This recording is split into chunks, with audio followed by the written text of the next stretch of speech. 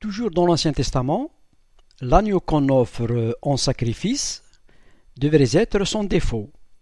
Voir Exode 12, verset 5. L'image de l'agneau sans défaut est une représentation également du Christ. Nous lisons dans 1 Pierre chapitre 1 verset 19. Vous avez été délivrés par le sang précieux du Christ, sacrifié comme un agneau sans défaut et sans tache. À propos de l'agneau sans défaut, rappelons au passage, la vie de Jésus sur terre fut irréprochable, c'est-à-dire sans défaut. Même ses ennemis les plus hostiles ne trouvent rien à lui reprocher. Et sur ce point, le Coran ne contredit absolument pas la Bible. La sourate 19 parle de la naissance de Jésus comme d'un enfant pur. Les anciennes versions parlent d'un fils pur. Tandis que l'authentique tradition musulmane, choix de hadith, édition Grasset et Fasquelle, page 46, hadith 11, rapporte que tous les enfants à leur naissance ont été atteints par le doigt de diable, à l'exception de Jésus-Christ. Mais lorsqu'il s'agit du prophète de l'islam, le Coran, c'est-à-dire la parole incréée d'Allah, dans la sourate Mohammed 47-19, on constate que Allah demande à son prophète de se repentir de son péché, tandis que dans la sourate Le Pardonneur, 40-55, Allah lui demande d'implorer aussi le pardon pour son péché. La sourate porte bien son nom.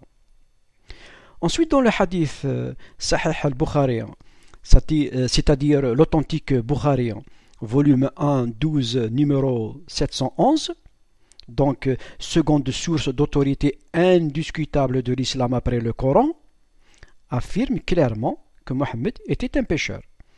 C'est votre Sahih Bukhari qui le dit. Moi, je ne fais que le citer. Abu Hayra rapporte ceci. Le prophète d'Allah avait l'habitude d'observer un temps de silence très bref entre le takbir d'entrée en prière et la récitation, donc entre parenthèses, du Coran. Je dis au prophète, poursuivit Abu Hayra, ô envoyé d'Allah, que mon père et ma mère te servent de rançon. Que dis-tu tout bas pendant le silence que tu gardes entre le takbir et la récitation du Coran? Voici, me répondait-il, ce que je dis.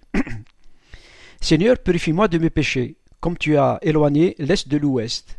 Seigneur, purifie-moi de mes péchés, comme on purifie l'habit blanc des souillures. Seigneur, lave mes péchés avec de l'eau de la glace et de la grêle. Fin de citation. Alors, pour tout esprit sincère, ceci ne fait que confirmer la Bible, à savoir aucune personne humaine, qu'elle soit prophète ou bien apôtre, ne peut se proclamer sauveur, car elle-même a besoin de salut.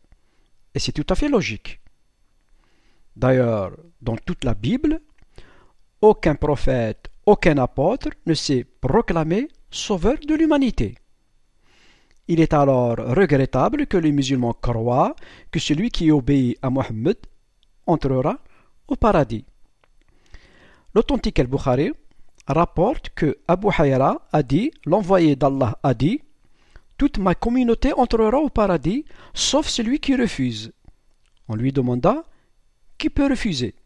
Il dit, celui qui m'obéit entrera au paradis, celui qui me désobéit aura refusé. D'abord, en quoi il est le sauveur et pourquoi il est le sauveur? Malgré que Mohammed est un modèle pour les musulmans, il faut rappeler que la parole incréée d'Allah lui demande d'implorer le pardon pour son péché. Lui-même a besoin d'implorer le pardon pour son péché pour entrer au paradis. Nous avons aussi le hadith authentique Bukhari, volume 1, livre 12, numéro 711, que nous avons cité tout à l'heure. On peut lire clairement, sans aucune ambiguïté, lorsque Mohammed s'adresse à Allah pendant sa prière, il lui demande « Seigneur, purifie-moi de mes péchés, comme tu as éloigné l'est de l'ouest. Seigneur, purifie-moi de mes péchés, comme on purifie l'habit blanc des souillures. Seigneur, lave mes péchés avec de l'eau, de la glace et de la grêle. » 3 fois, le mot péché est évoqué pendant sa prière. Ça, c'est un mystère que seuls les savants musulmans peuvent résoudre en un clin d'œil. Bon, du moment alors que la Bible enseigne que tous sont péchés, sans aucune exception, voir Romains 3, verset 23, alors on peut comprendre par là que Dieu a besoin d'un sauveur parfait, c'est-à-dire d'un sauveur sans péché. On se demande peut-être pourquoi. Eh bien, pour la simple raison, Dieu ne peut se contredire. S'il condamne le péché, il ne peut non plus faire appel au pécheur pour sauver le péché, ni au péché pour sauver le pécheur. Cela n'a aucun sens d'un point de vue de la raison humaine, à plus forte raison du point de vue de Dieu qui a créé le cerveau. Mais précisons que Dieu aime le pécheur. Ce qu'il n'aime pas, c'est le péché qui est dans l'homme. Vous allez alors me dire, ok, mais de toute façon, l'homme parfait n'existe pas. Eh bien, vous avez raison. La Bible le confirme aussi. Mais nous sommes tous certains d'une chose.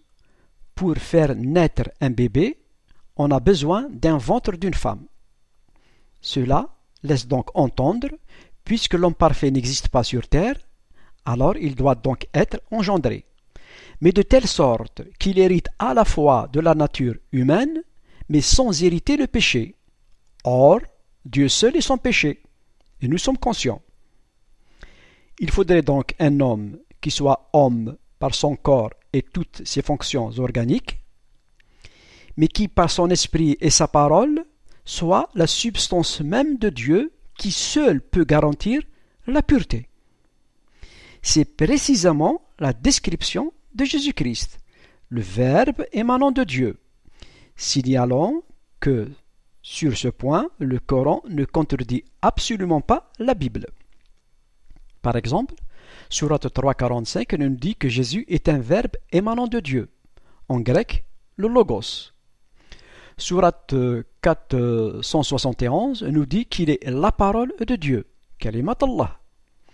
Dans la sourate 19.34, il est la parole de vérité, Kalimat al-Haq.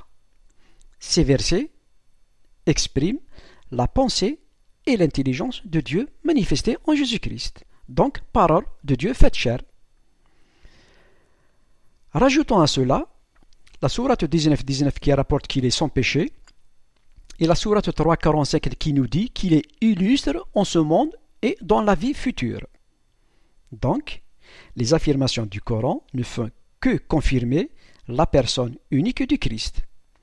Il est donc clair que Dieu a réglé définitivement par lui et en lui le problème de la chute.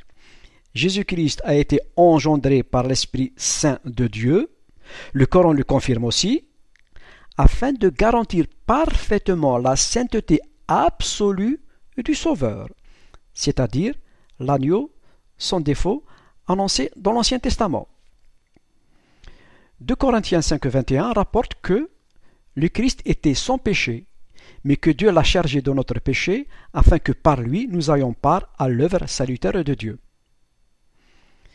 J'espère que vous avez remarqué que la Bible s'exprime et s'explique par elle-même.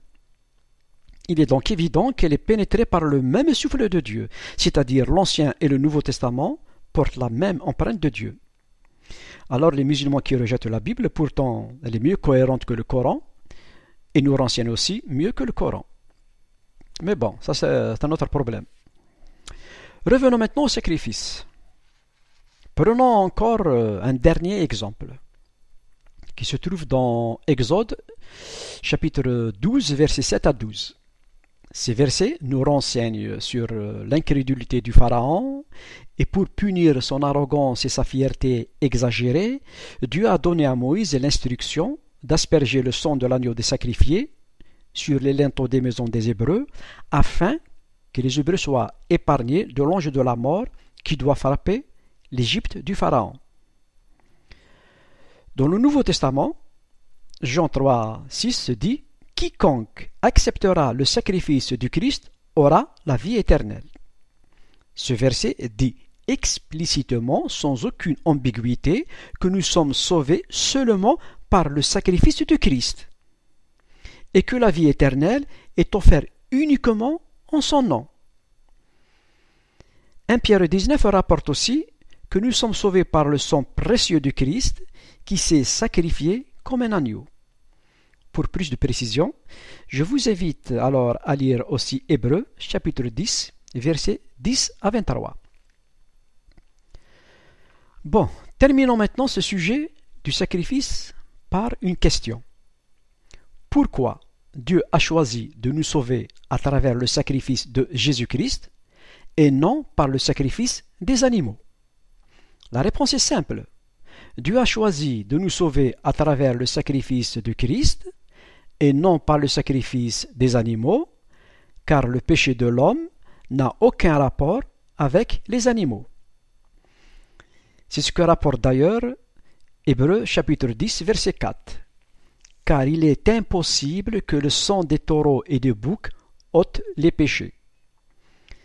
Les mots taureau et bouc évoquent un sens péjoratif, car c'est l'agneau qui est l'image du Christ, rabaissant ainsi ses sacrifices inutiles au salut, en nous rappelant que seul le sacrifice parfait de Christ est précieux aux yeux de Dieu, puisque Dieu est l'unique auteur du sacrifice et l'unique sauveur de l'humanité à travers Jésus-Christ, c'est-à-dire sa parole faite chair. Ce n'est pas la chair qui est la parole, il ne faut pas confondre. Si la Bible est consciente du fait que le taureau n'ôte pas le péché et que nous sommes sauvés uniquement par le sacrifice du Christ, elle nous met aussi en garde contre le refus de ce grand salut. Dans Hébreux chapitre 2 verset 3, nous lisons « Comment échapperions-nous si nous négligeons un si grand salut? Ce salut annoncé d'abord par le Seigneur nous a été confirmé par ceux qui l'ont entendu. Ainsi, vont en enfer ceux qui veulent, vont au ciel ceux qui veulent. » Objection musulmane. Mais les personnes qui sont nées avant le Christ, comment peuvent-ils être condamnés ou être sauvés, puisqu'ils n'ont jamais entendu parler du sacrifice de Christ? Voici trois réponses, en bref. 1. La Bible nous dit dans Actes 17:30, Dieu, sans tenir compte des temps d'ignorance, annonce maintenant à tous les hommes, en tout lieu, qu'ils aient à se repentir. Ainsi, Dieu ne tient donc pas compte des temps de l'ignorance. 2. La Bible nous dit, les gens seront jugés aussi par leur conscience. Et tout le monde possède une conscience, n'est-ce pas? Les musulmans aussi, bien entendu. Nous lisons par exemple dans Romains 2, 14 à 16, quand des non-juifs qui n'ont pas la loi, c'est-à-dire la loi divine, font naturellement ce que prescrit la loi, ils se tiennent lieu de loi à eux-mêmes, bien qu'il n'ait pas la loi. Ils montrent que l'œuvre de la loi est écrite dans leur cœur, car leur conscience en rend témoignage, et leurs pensées les accusent ou les défendent tour à tour. C'est ce qui apparaîtra le jour où, conformément à l'évangile que je prêche, Dieu jugera par Jésus-Christ le comportement secret des hommes. Donc, Dieu a gravé sa loi dans la conscience humaine, l'héritage d'Adam dans nos gènes. Dans le grec, le terme conscience possède le même sens aussi. La conscience, c'est le témoin intérieur qui juge une mauvaise ou une bonne action. 3. Dieu parle aussi par sa création. Nous lisons dans Romains 1:20, version Le Semeur, « Car depuis la création du monde, les perfections invisibles de Dieu, sa puissance éternelle et sa divinité se voient dans ses œuvres quand on y réfléchit. Ils n'ont donc aucune excuse, car alors ils connaissent Dieu et ils ont refusé de lui rendre honneur que l'on doit à Dieu. Sont donc inexcusables ceux qui rejettent une création sans créateur.